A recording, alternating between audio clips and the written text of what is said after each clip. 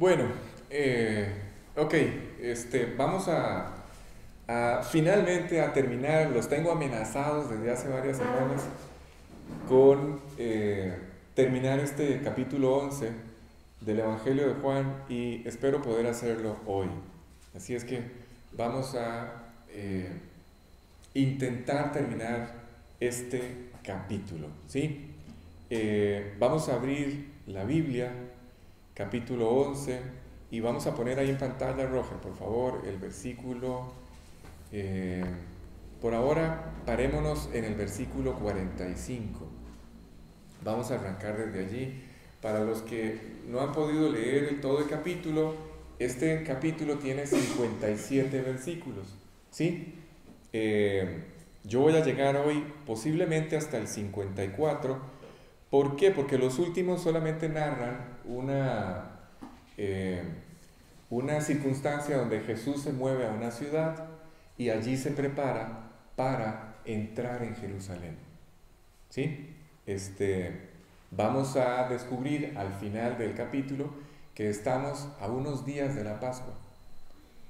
Es la última Pascua que va a celebrar Jesús, porque es la Pascua donde Él va a morir. ¿Se acuerdan? Él celebró 3 Pascuas. Entonces vamos a terminar, si podemos, en ese punto. ¿En qué más o menos era lo que estábamos viendo? ¿O en dónde habíamos quedado? Bueno, habíamos quedado en que Marta y María habían hecho una petición por la salud de su hermano. Habían tratado de enviar esta petición pidiendo por la salud de su hermano. Y ellas jamás se imaginaron, a ver, tratemos de, aquí es donde empiezo ya a salirme, recuerden, hoy voy a tratar hacer todo lo posible por ya no concentrarme en verdades o en enseñanzas tan específicas o tan particulares. Vamos a ver ya cosas más generales, cosas que van a quedar ahí grabadas en la mente. Pónganse a pensar en este detalle. Ellas enviaron a este grupo de mensajeros y Jesús dijo que no. ¿Sí? Cuando ellas envían a estos mensajeros diciéndole a Jesús a que Amas está enfermo y Jesús se queda 2 días más, al final sumaron 4 días hasta que Él llega a Betania, entonces, ¿qué podrían pensar ellas? Si a la petición de salud por su amigo o por aquel hombre a quien Él amaba, Lázaro, Él dijo que no, o la respuesta fue no, entonces, ¿qué podían pensar ellas? ¿Sí? ¿Qué podrían estar pensando en este momento? Si dijo no a la enfermedad, les voy a decir lo que estaba pasando. Se acabó la esperanza para ellas. Si ella dijo que no a la petición, si Jesús había dicho que no, según ellas, a la petición de sanar a aquella persona a que se supone Él amaba, entonces se había acabado la esperanza. ¿Sí? Esa es la razón por la cual, cuando Jesús pide que se mueva la piedra, ellas pensaron, a ver, ¿qué pudieron haber pensado? Va a resucitarlo, lo va a levantar de entre los muertos. No, esa idea nunca pasó por su mente. Ellas pensaron que cuando Jesús dio la orden de mover la piedra, Jesús lo que quería era verlo y despedirse de su amigo, pero esto iba a ser un espectáculo horrible. ¿Por qué? Porque aquel hombre ya tenía 4 días de estar muerto. ¿Sí? Así es que se iban a ver los gusanos y todo iba a ser un espectáculo horrible. ¿Por qué digo esto? Porque la perspectiva con la que están viendo estas mujeres, Marta y María, toda la situación es completamente limitada. Y por eso es que ella llega a una conclusión equivocada. Jesús ya huele, ya hiede. Esto va a ser horrible, ¿sí? Pero ellas nunca, se los aseguro, nunca tuvieron la capacidad de imaginarse la magnitud de la respuesta. A ver, me voy a devolver un minuto.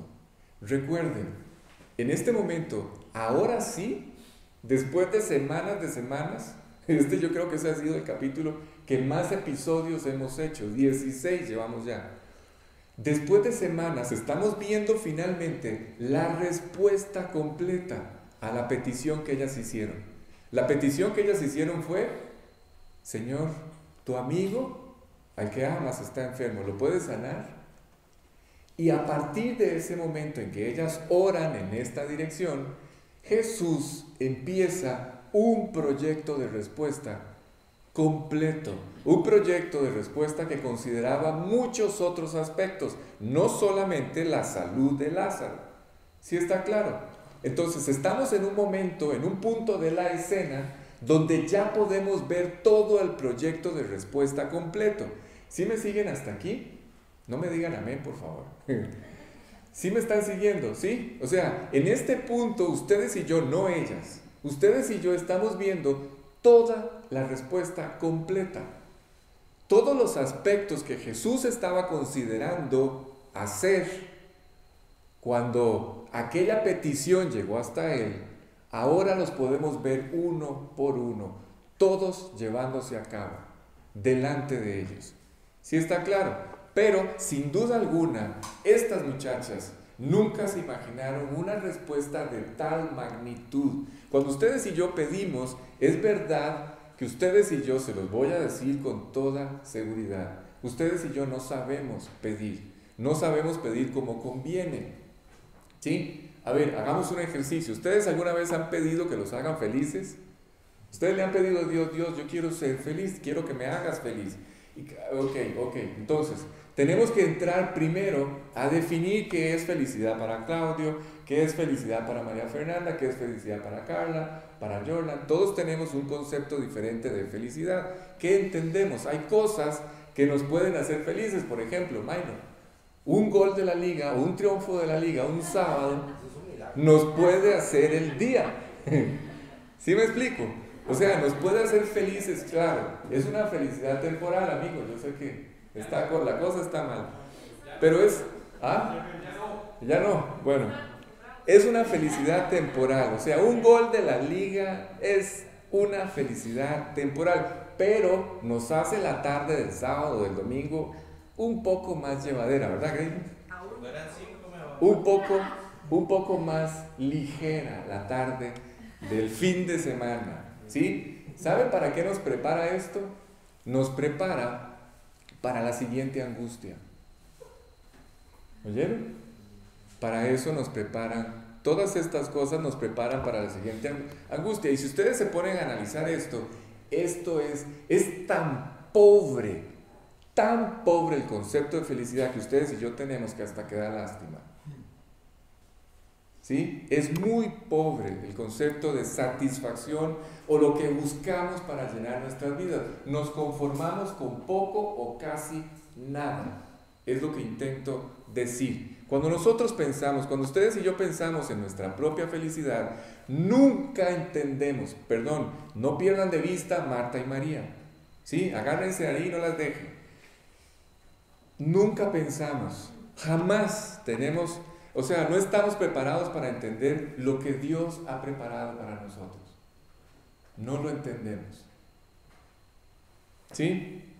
Repito, cuando ustedes piensan en su felicidad, por ejemplo, podemos pensar en que se resuelva todo a mi favor el caso.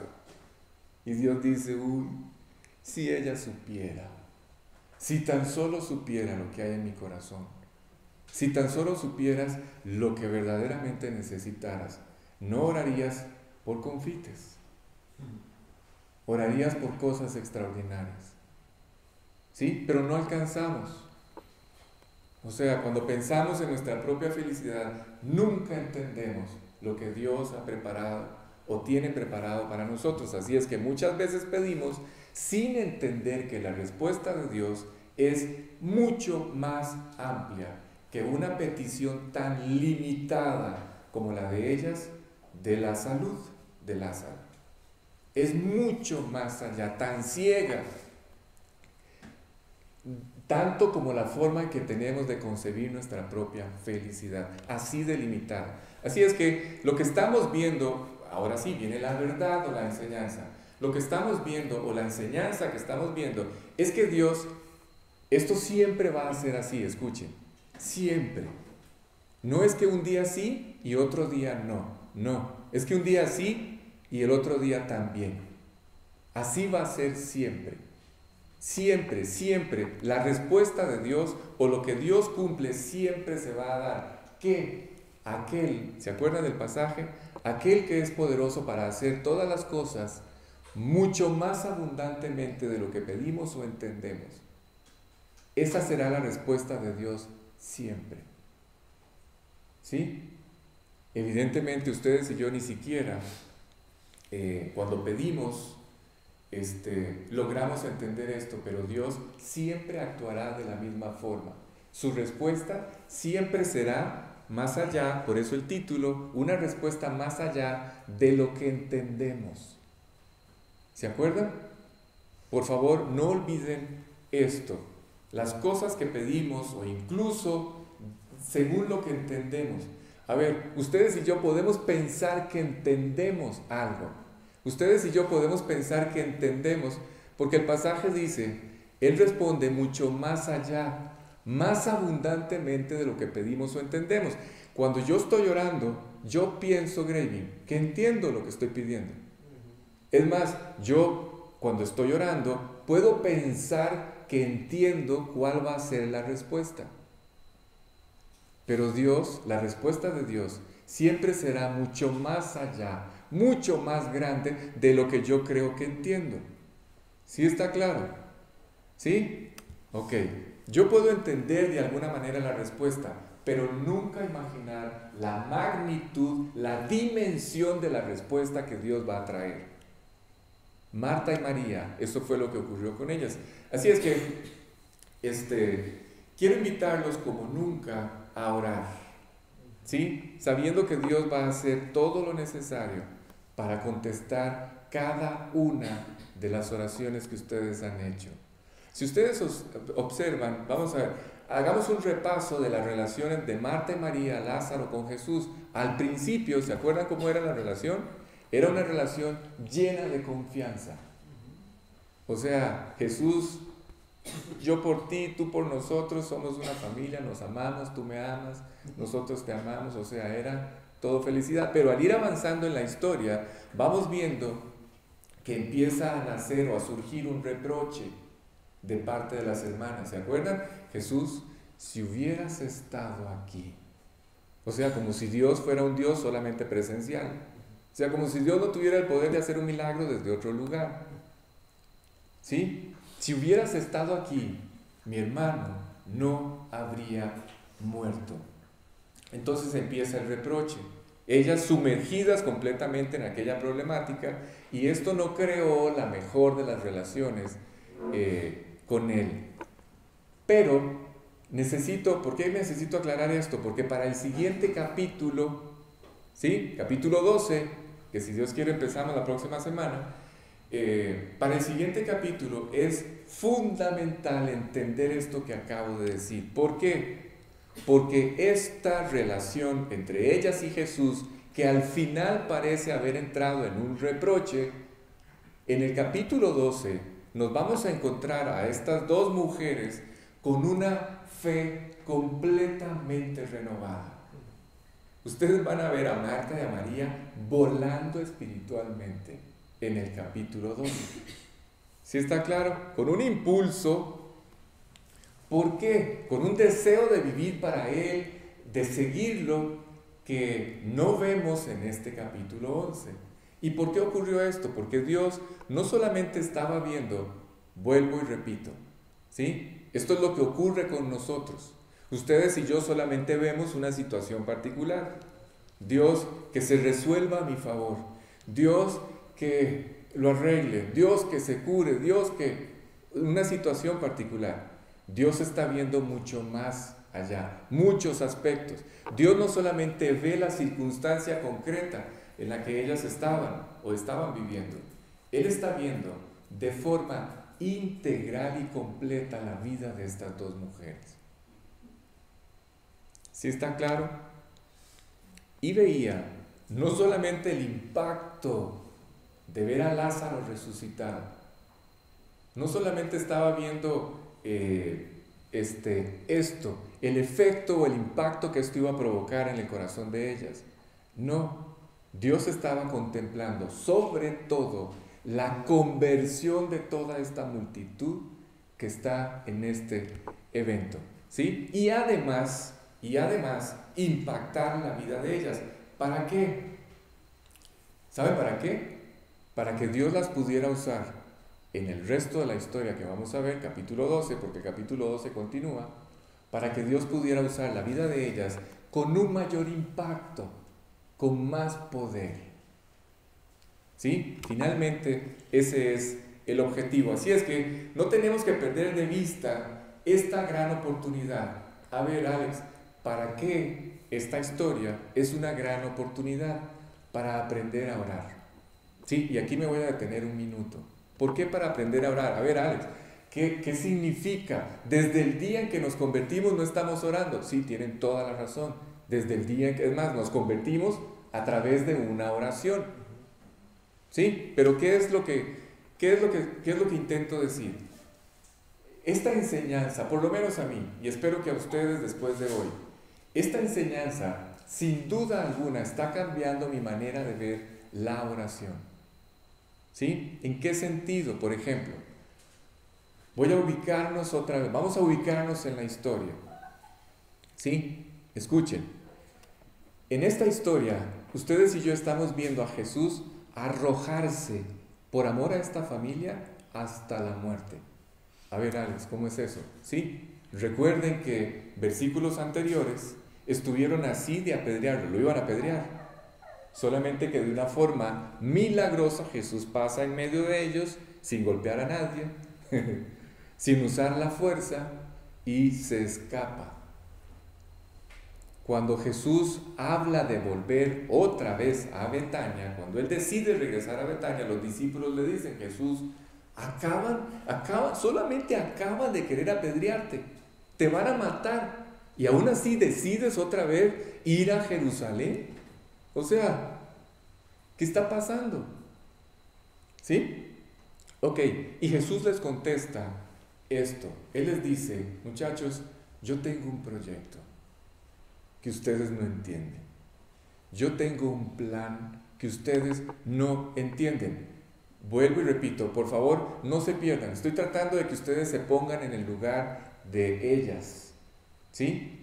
Ellas estaban viendo todas las circunstancias de una forma natural, justamente como ustedes y yo vemos las pruebas, de forma natural, sin gracia, no sin gracia, sin la gracia de Dios, a eso me refiero. De manera natural. ¿Cómo es de manera natural? ¿Cómo la veían los discípulos? Jesús, te van a matar. Esa es la perspectiva natural. Ellos estaban pensando como hombres. Nunca estaban viendo el plan redentor detrás cumpliéndose. Nunca estaban viendo que era necesario que Él muriera para que nosotros no muriéramos. ¿Sí está claro? Nunca vieron esto. Contemplaban toda la circunstancia de forma natural. Te van a matar. Si vas a Betania, te matan. Sin entender el plan de Dios. ¿Cuál plan? Que con su muerte Dios iba a pagar nuestro rescate. Dios nos iba a redimir. Dios iba a alcanzar nuestra victoria. ¿Sí? Ok, pero a veces cuando estamos en medio de los problemas o en medio de las dificultades, empezamos a dudar. Y toda nuestra actitud cambia con Dios. Es más, nos volvemos contra Dios. ¿Sí está claro? Dudamos de que Dios considere todos los detalles de lo que estamos viviendo.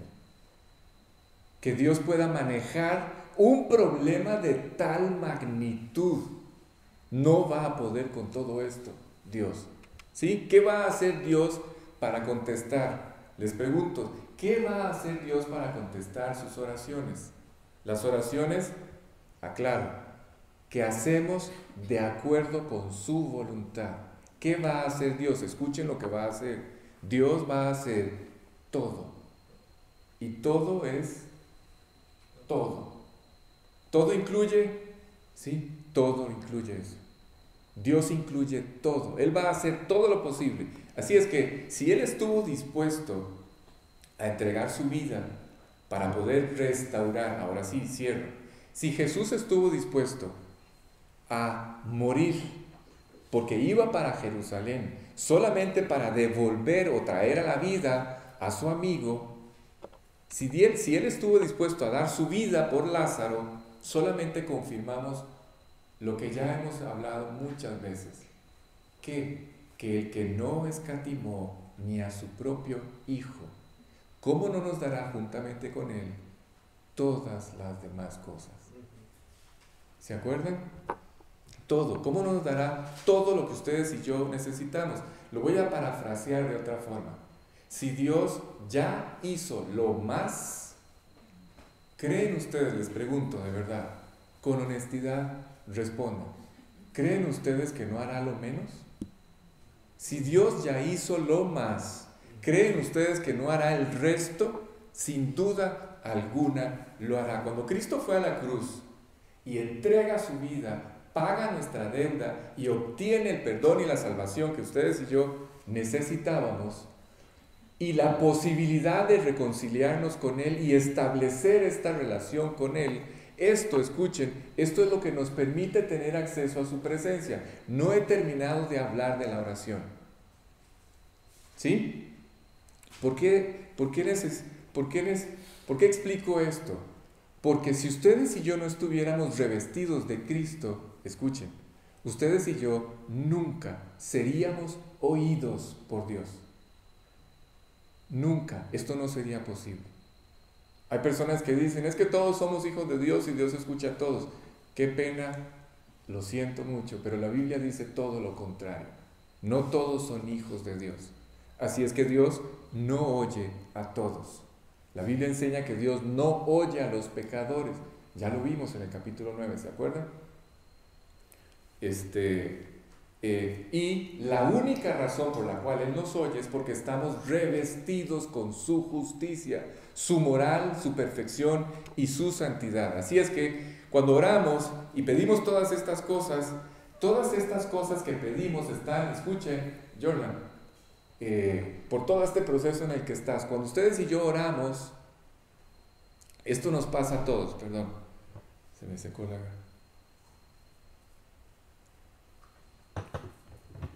Cuando ustedes y yo oramos, empezamos a pedir cosas, pero estas cosas que pedimos están, vamos a decir, matizadas por nuestro egoísmo. ¿Sí? Están matizadas por una visión muy limitada de lo que ustedes y yo realmente necesitamos. ¿Sí está claro? Cuando nosotros oramos, nuestras oraciones son llevadas, escuchen abogados, son llevadas a la presencia de Dios Padre por Dios Hijo, por Jesús. ¿Sí? Escuchen cómo funciona. ¿Cuál es la dinámica cuando ustedes y yo oramos? ¿Se acuerdan de la famosa firma con la que debe ir endosadas todas nuestras oraciones? ¿Se acuerdan cuál es la firma con la que debe ir? ¿Se acuerdan cómo debemos cerrar, firmar cada oración que hacemos? En el nombre de Jesús. Nos dirigimos a Dios Padre siempre en el nombre de Jesús. Así es que cada vez que ustedes y yo echamos mano de esta relación con Dios y oramos en el nombre de Jesús, nuestra oración es presentada por Cristo delante del Padre como una oración perfecta. ¿Sí está claro? Ok, no olviden eso. Jesús, Él lleva la petición delante de su Padre para que la petición pueda ser no solamente oída, sino también contestada. Esa es la forma en la que funciona. Así que Dios Hijo, delante de Dios Padre, se convierte o funge como un representante legal. ¿Sí? Repito, Dios Hijo, delante de Dios Padre, a quien dirigimos todas las cosas, Él funge como un representante legal. Es decir, Él presenta todas nuestras peticiones correctamente delante de Dios. Él sabe cómo hacerlo. Y además, no olviden que Él hizo todo para que ustedes y yo pudiéramos tener este acceso a este maravilloso lugar donde todo es posible y tuviéramos esta relación con Dios que nos permite, de una forma que yo no entiendo, tener acceso a su presencia. ¿Oyeron? A ver, voy a explicar esto porque no provocó lo que yo esperaba que provocara. Cuando yo hablo de tener acceso a la presencia de Dios, escuchen, cuando ustedes y yo, a través de la oración, tenemos acceso a la presencia de Dios, a ver, lo voy a decir de otra forma, el único lugar donde ustedes pueden hacer, del cual ustedes pueden arrancar las respuestas a todas sus oraciones, es en su presencia. En su presencia está todo lo que ustedes y yo necesitamos. Y hasta su presencia llegamos gracias a Cristo. Porque fuimos revestidos de Él, no solamente somos oídos, sino que además somos recibidos en su presencia. Y es en su presencia en donde todas nuestras oraciones pueden hacerse realidad. ¿Sí? Así es que en su presencia es donde nosotros podemos obtener todo lo que necesitamos. Solamente que hay un detalle. Todo lo que Dios ha preparado para nuestras vidas se encuentra en su presencia, pero tenemos que aprender a orar de acuerdo a su voluntad. ¿Sí? ¿Qué es lo que intento decir con todo este tema de la oración? Esto, si ustedes no oran, si quieren lo escriben y lo memorizan, porque esto es una verdad absoluta.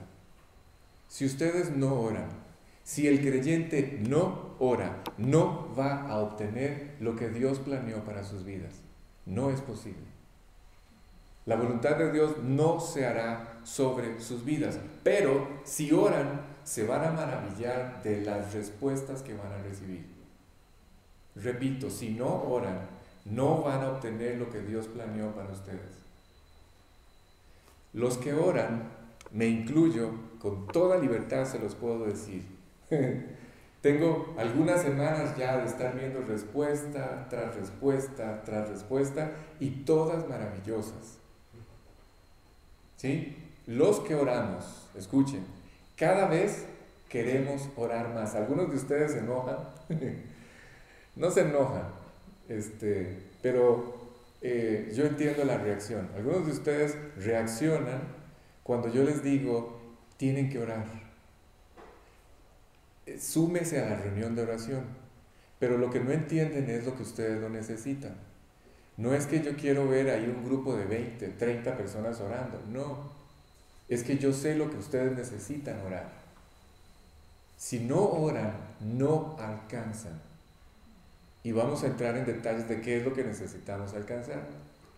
¿Sí? Pero si ustedes no oran, no van a recibir, no van a alcanzar. ¿Sí está claro? Los que oran, repito, cada vez quieren orar más. ¿Saben por qué? Porque cada vez ven más respuestas a sus oraciones. Por eso el que ora quiere orar más, porque ve más respuestas a sus oraciones, ve más respuestas a sus problemas, y es sobre esta base como Dios trabaja, sobre una oración constante.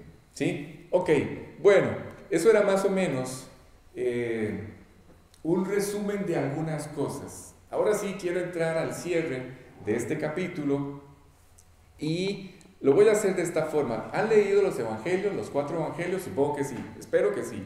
Si ustedes leen los 3 primeros, Mateo, Marcos, Lucas y Juan, se van a dar cuenta de que tienen una estructura completamente diferente a la del evangelio de Juan. ¿Sí? Cuando los lean, presten la atención para que se den cuenta de esto. De hecho, hasta reciben un nombre diferente. ¿Sí? Por ahí les dicen los evangelios sinópticos, etc. No voy a entrar en esos detalles.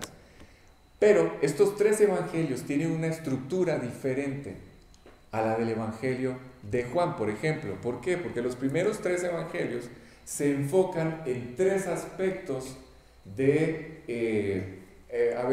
Jesús. Revelan a Jesús de 3 formas diferentes. Por ejemplo, el evangelio de Mateo, que usa la figura del león, revela a Jesús como el rey o como la realeza. ¿Sí? Mateo presenta la realeza de Jesús, su derecho al trono, dicho de otra forma, ¿sí? Luego, Lucas, por ejemplo, presenta a Jesús como el hombre perfecto. ¿Han oído la expresión el Hijo del Hombre? ¿Sí? Habla del hombre perfecto, Dios hecho hombre, ¿sí? Del sustituto perfecto. Y Marcos habla o presenta a Jesús como un siervo, como un esclavo. Por eso ustedes no ven genealogías, porque los esclavos no tenían genealogías. Las genealogías están en el libro de Mateo y en el libro de Lucas, ¿sí? Pero cuando llegamos a Juan, Dios revela en el Evangelio de Juan a Jesús de una forma diferente. ¿Cómo? Lo revela como como Dios. Juan, el Evangelio de Juan, este Evangelio que estamos estudiando, presenta a Jesús como Dios, la deidad de Jesús, y lo hace de una forma completamente diferente. Estoy hablando de detalles distintos.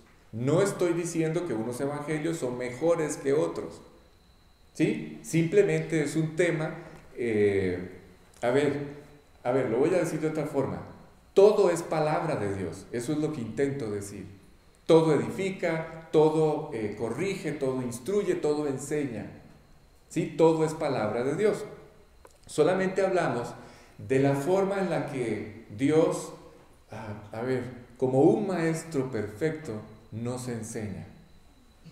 ¿Sí? Estoy hablando o citando estos detalles porque algo quiere enseñarnos Dios. Es la forma en la que Dios enseña, es la forma en la que Dios edifica. Y esta parte nos ha llevado a ver a Cristo como lo tenemos que ver, Alex, como el Dios, escuchen, como el Dios de nuestras oraciones, como el Dios de nuestras victorias, como el Dios de nuestra redención o nuestro rescate, como el Dios del amor que no tiene límite.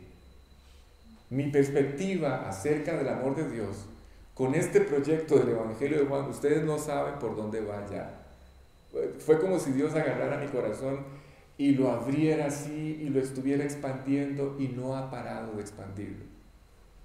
Yo no creí poder entender todavía más el amor de Dios como hoy lo estoy entendiendo, y espero que ustedes también.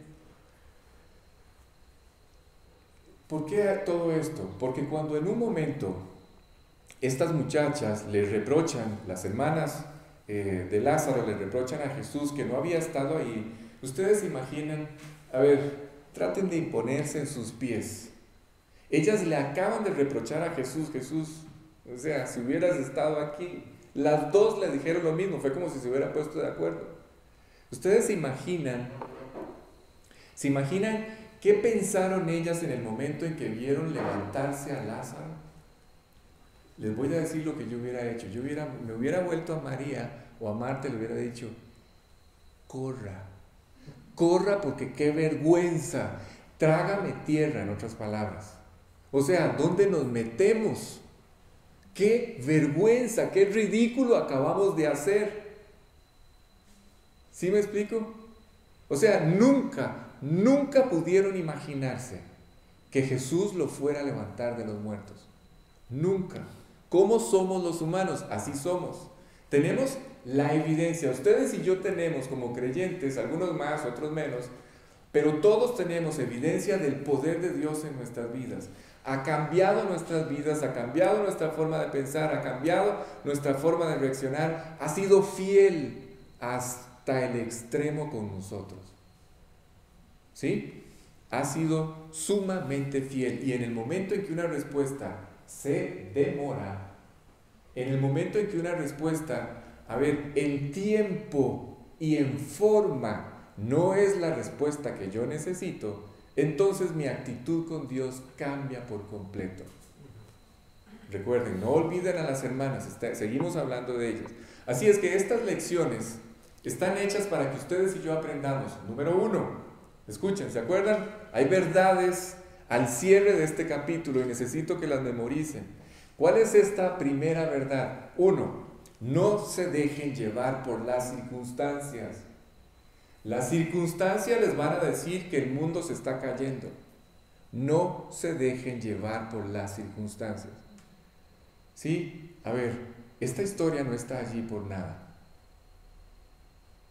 ¿Oyeron? Tiene todo un propósito. Dios está intentando hacer madurar nuestra fe. Dios está intentando que lo conozcamos más profundamente. ¿Sí? Entonces, número 1, no se dejen llevar por las circunstancias. Y 2, bajo ninguna circunstancia, por favor, bajo ninguna circunstancia, duden del amor de Dios. ¿Sí está claro? Son dos cosas que tenemos que mantener presentes siempre. Dios nunca cambia. Dios nunca va a fallar. Dios nunca va a mentir. Dios siempre será suficiente. Dios es digno de toda nuestra confianza. ¿Sí está claro? Así es que sobre esta perspectiva es tomando en cuenta o teniendo presente estas dos verdades. ¿Cuáles? Las repito. No se dejen llevar o arrastrar por las circunstancias. Alex, es que no dejo de pensar. Ahí está el error. Solamente se están alimentando de las circunstancias. Si ustedes se concentran en las circunstancias, todas las conclusiones a las que lleguen van a estar equivocadas.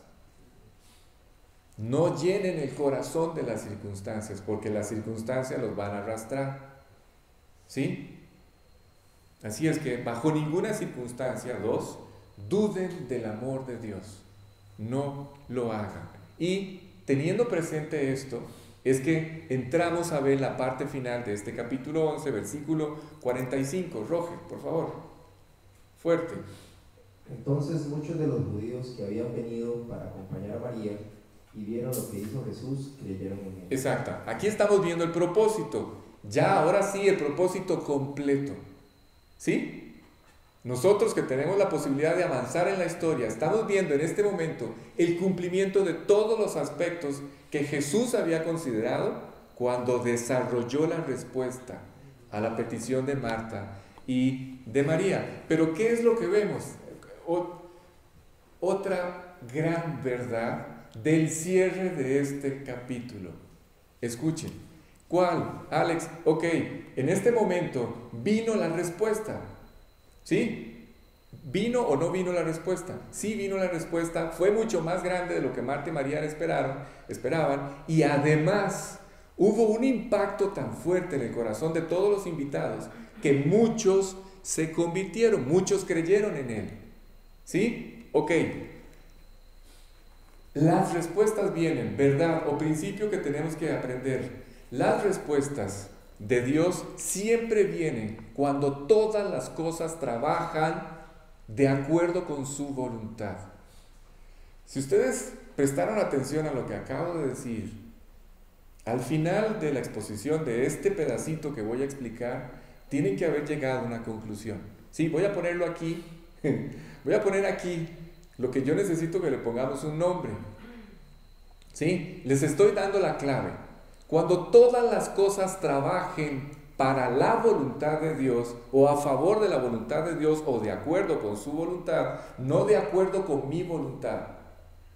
No es la de ustedes la que cuenta, perdón y qué pena. Es la de Dios. Cuando todos los propósitos de Dios se cumplan, ya se están convirtiendo todos allí, todos los que estaban allí, o la mayoría, o bueno, un buen grupo, creyeron en Él. ¿Sí? La respuesta vino cuando todos los detalles trabajaban a favor de la voluntad de Dios. Cuando todas las cosas funcionaban a favor de los propósitos de Dios. ¿Sí está claro? Cuando eso ocurre, entonces la respuesta de Dios viene. Pero no pierdan de vista que es conforme a la voluntad de Dios. Cuando todo está de acuerdo a la voluntad de Dios y no de acuerdo a mi voluntad. Las respuestas entonces vienen en el momento que Dios puede lograr lo que Él ha planeado en nuestras vidas. ¿Sí? ¿Ya entienden por qué razón de las circunstancias? Las circunstancias que Dios permite, las permite con un propósito. Cuando Dios logra cumplir el propósito en mi vida, las respuestas vienen. Como le decía yo a la familia de uno de ustedes el otro día, yo no le estoy diciendo que el cáncer va a desaparecer. No es eso lo que yo... Sería irrespetuoso, sería irresponsable, sería falta de seriedad que yo le diga a alguien esto. Tomar el papel de alguien que yo no soy. ¿Sí? Ni soy Dios, ni el Espíritu Santo, ni nada. Pero sin duda alguna, el propósito que buscaba aquella noticia o aquella sentencia de un médico se cumplió. ¿Sí? Vino la respuesta. ¿Cuál vendrá la respuesta? ¿Cuál es? No sé. Solo Dios lo sabe. Pero viene cuando Dios puede lograr lo que Él ha planeado para nuestras vidas. Por eso mencionaba que el elemento central, ¿se acuerdan lo que pusimos aquí? ¿Qué es? Si acabo de decir que todo funciona, que las respuestas vienen cuando todo está de acuerdo con su voluntad, ¿cuál debe ser nuestra prioridad en la vida? Conocer la voluntad de Dios. Porque cuando yo sepa cuál es la voluntad de Dios, entonces la respuesta viene. Las respuestas vendrán. El elemento central, no lo olviden, es la voluntad de Dios, no nuestra voluntad. Dios, ¿para qué esto? Dios, ¿por qué está pasando esto? Ese es el momento donde yo tengo que concentrarme en saber cuál es su voluntad. ¿Sí? Y cuando su voluntad se cumpla o su propósito, entonces cuando todas las cosas trabajen a favor del plan de Dios conmigo, las respuestas vienen. ¿Sí está claro? Así que, por ejemplo, vamos a ver, si ustedes y yo hubiéramos tenido la oportunidad de redactar el Padre Nuestro, ¿sí? Es una ilustración, a ver si me funciona. ¿Se acuerdan del Padre Nuestro, sí? Ok. El Padre Nuestro, voy a aclarar algo. El Padre Nuestro no es una oración para repetir. Cuidado, los oigo repitiendo el Padre Nuestro. No es para repetir. El Padre Nuestro es una guía para orar. ¿Sí está claro? No es una oración para repetir, es una guía para orar. Si ustedes y yo hubiéramos tenido la oportunidad de redactar el Padre Nuestro, ¿cómo lo habríamos hecho? ¿Cómo hubiéramos redactado, por ejemplo? ¿Cómo hubiéramos redactado la parte que dice, el pan nuestro de cada día, dánoslo hoy?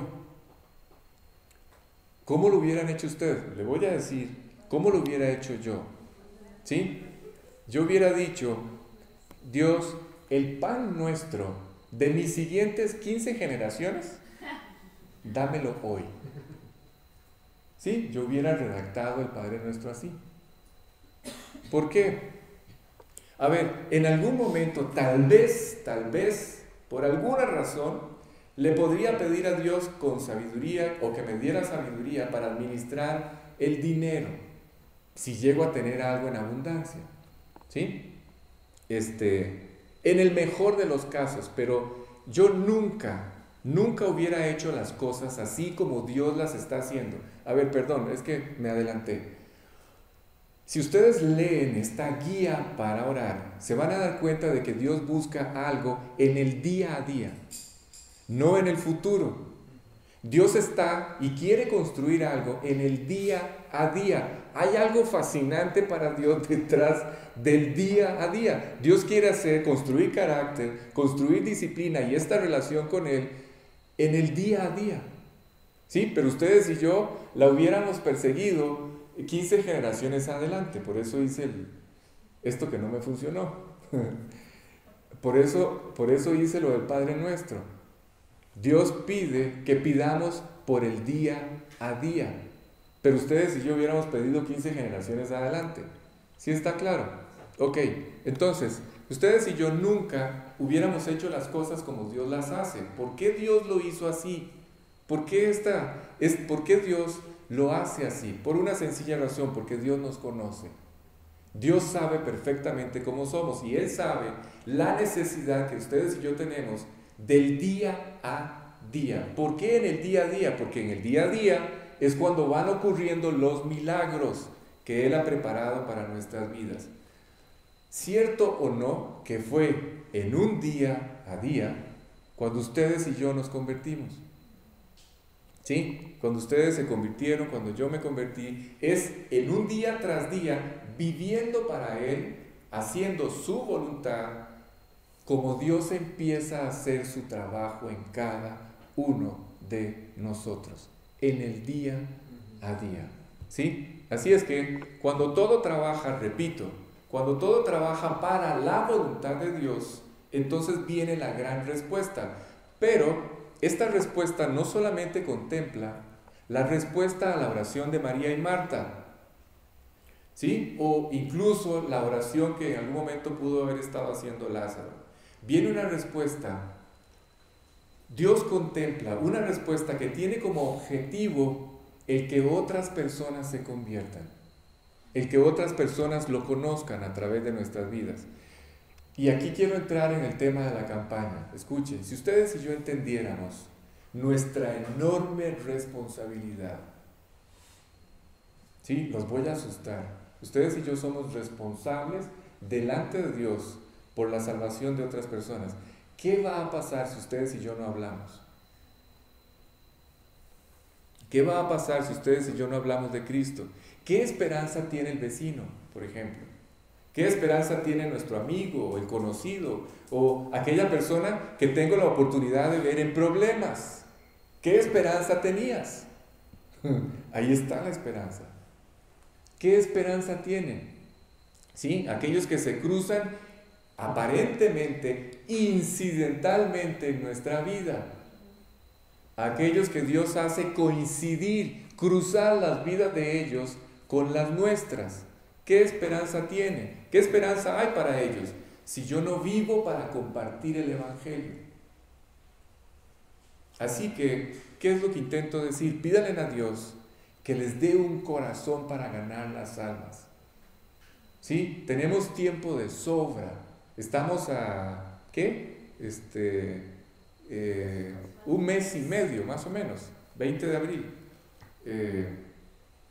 Podemos orar y estoy seguro que Dios puede abrir una puerta, que Dios nos puede usar. No hay otra forma, no hay una forma más hermosa, más plena y más satisfactoria de vivir que haciendo esto. ¿Sí? Ganando las almas. Así es que Dios va a contestar todo un proyecto de vida cuando ustedes se den a la tarea de hablar de Cristo, se los aseguro. Empiezan a abrirse las puertas y empieza Dios a desarrollar un proyecto completo, porque Él anhela que todos los hombres se conviertan. No se pueden imaginar, si les contara todo el esfuerzo que Dios está haciendo hoy para ganar las almas, todo el esfuerzo que Dios está haciendo en este momento para que los hombres puedan escuchar el Evangelio. ¿Sí? Es extraordinario. Nos iríamos de espaldas al ver las maravillas del Creador a favor de una humanidad tan rebelde, tan opuesta y tan incrédula que no quiere volverse a Él. ¿Sí está claro? Así es que lo más importante es entender que Dios contesta todo cuando todo trabaja a favor de su proyecto. ¿Sí está claro eso? ¿Sí? Ok, así es que viene la respuesta, se convierten los que habían venido a dar el consuelo a esta familia o las condolencias, y esta gente, toda esta gente tiene la oportunidad de empezar a descubrir o de descubrir. ¿Se pueden imaginar el contraste? O sea, el que está ahí entre ellos es Jesús, es Dios, y ellos están presenciando de un lado la muerte y por el otro lado la vida. Y no estoy hablando solamente de la muerte y la vida física. Estoy hablando de la muerte espiritual y la vida espiritual. Todo este conjunto de personas está contemplando esto. De repente ven la muerte y la vida manifestándose, pero desde la perspectiva de Dios. La muerte, sin duda alguna, la muerte no es el final. Eso les estaba quedando claro. Y sin duda alguna había una eternidad planeada. ¿Sí? Ver a Lázaro levantarse de los muertos solamente hablaba de la resurrección. ¿Sí está claro? Ok, así es que estas personas se convierten y aquí viene una enorme cascada de lecciones muy profundas para la vida de nosotros como creyentes e incluso para aquellos que no lo son. ¿Por qué? Porque vamos a descubrir un tema que espero pueda explicar de la forma correcta y que tiene que ver con la soberanía de Dios. No sé si lo voy a poder terminar de explicar hoy, pero por lo menos lo voy a arrancar. Es verdad, escuchen, es verdad que los hombres con mucha frecuencia le decimos a Dios que no, ¿cierto? ¿Cuántos de ustedes, si yo les pregunto, todos me van a decir posiblemente 3, 4, 5 o hasta 10 veces no? Yo dije que no cuando me empezaron a hablar de Cristo, lo voy a pensar hasta que ya no me molestes, yo te llamo, ya no me llames, etc. Pero esto no cambia a Dios. ¿Sí sabían esto? Dios no deja de insistir con esa persona. No, el rechazo del hombre no cambia a Dios. Dios sigue amando incluso a aquel que lo rechaza, y por increíble que nos parezca, a aquellos que todavía están ya en el infierno. Dios sigue amando a los hombres que están en el infierno. Son amados por Dios. A ver, Alex, explica eso bien. Sí, lo voy a explicar. Estas personas que están en el infierno no pueden ser llevadas al cielo.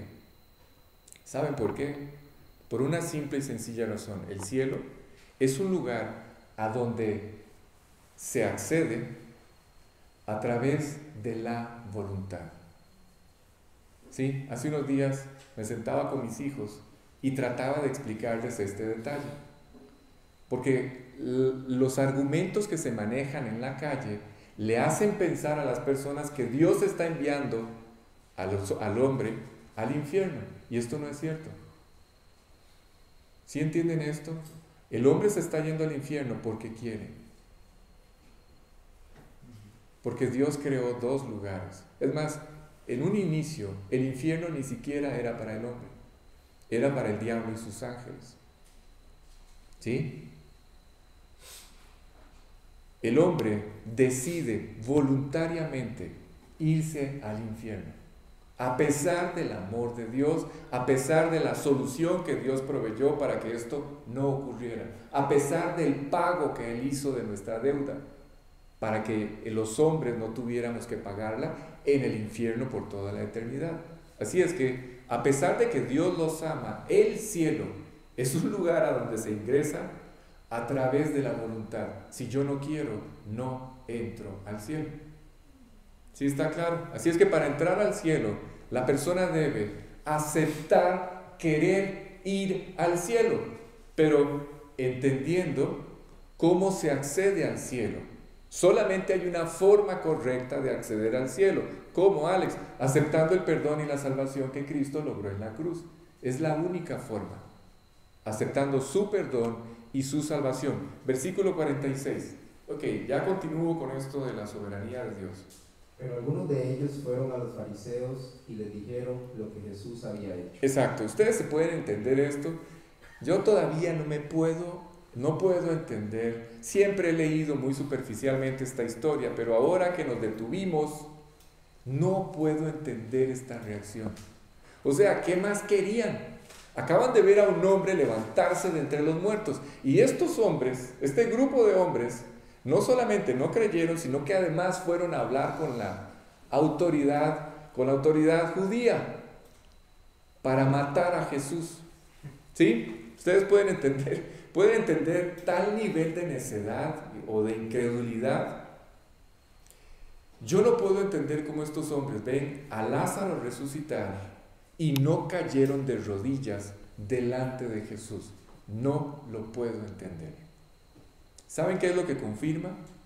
Sí, es cierto, muchos se convirtieron, pero ante la evidencia abrumadora que había, otros, en lugar de reaccionar y creer, más bien se fueron a denunciar a Jesús ante las autoridades de Jerusalén. Lo que Dios quiere confirmar, ¿se acuerdan de esta enseñanza? Lo que Dios quiere confirmar aquí es que la salvación no es el resultado de la evidencia. La fe no es el resultado de la evidencia. La incredulidad no es el resultado de la evidencia. Estos hombres se acaban de llenar de incredulidad y necedad a pesar de la evidencia. Así es que la evidencia no hace nada. ¿Se acuerdan la enseñanza de los capítulos anteriores? No es, el hombre dice, es creer para ver, es ver para creer. Pero Dios dice, no, yo no funciono así. No es ver para creer, es creer para después ver. ¿Sí? Es exactamente lo mismo que la evidencia. ¿Sí está claro?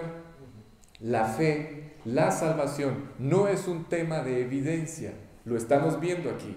Y la incredulidad y la necedad y la rebeldía del hombre no es un tema de la evidencia. Todos los que nos han visto vivir como vivíamos y ahora nos ven vivir de una forma diferente, ya no tienen ningún argumento.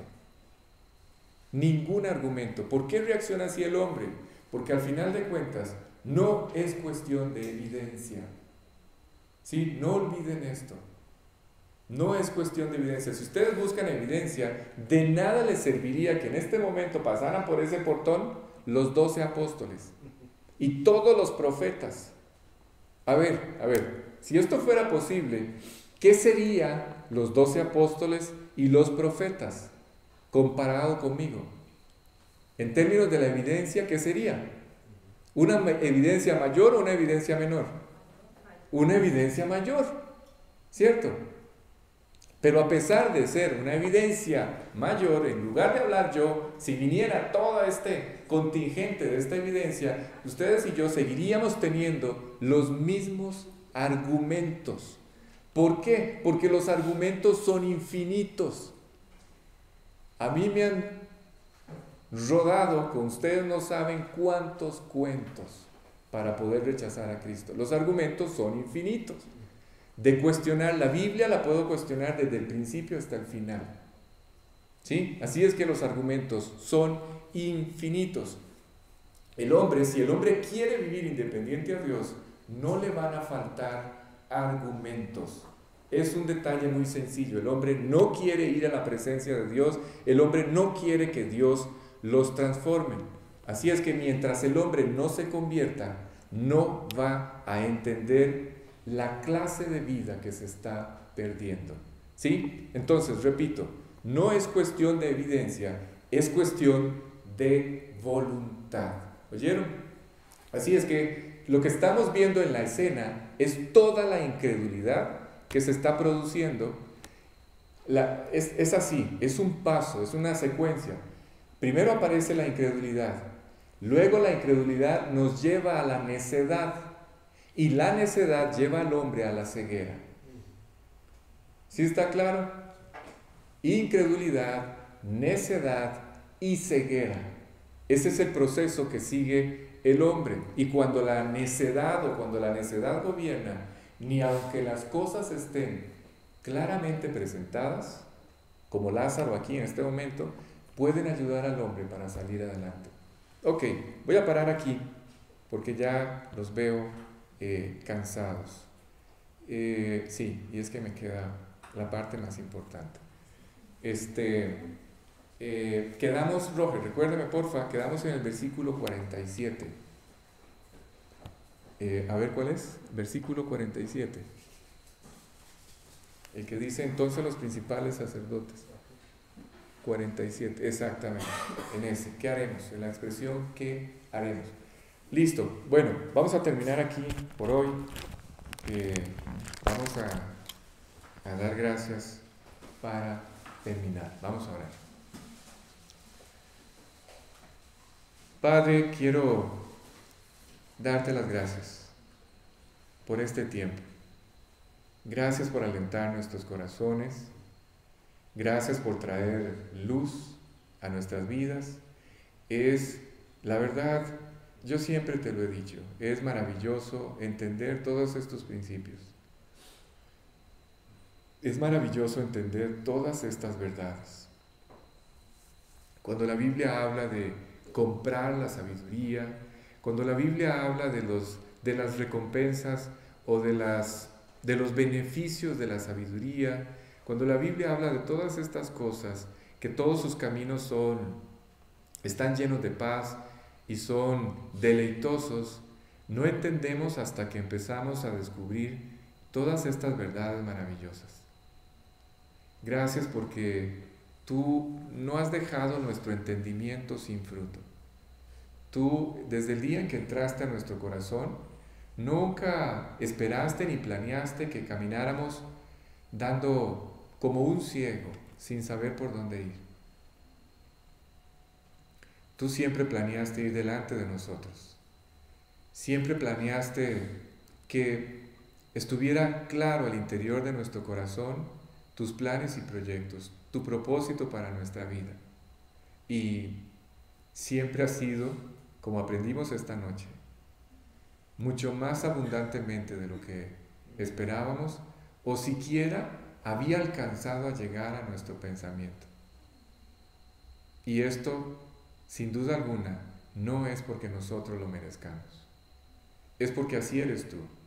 Tú siempre respondes más allá de lo que nosotros podemos alcanzar a imaginar. Gracias por este tiempo, gracias por hablar a nuestro corazón. Te ruego que estas cosas puedan guardarse allí en el corazón, en un lugar muy especial. Nos ha tomado un enorme esfuerzo todo este tiempo estudiar este pasaje, y sería verdaderamente lamentable ver cómo dejamos caer en tierra todas estas enseñanzas. Por favor, dales tú la vida que ellas tienen al interior de nuestras vidas. Por favor. Ahora bendice este tiempo en el que vamos a compartir, y al final de la noche, por favor, llévanos a todos de regreso a casa con bien. Te pedimos estas cosas en el nombre de Jesús. Amén. Bien,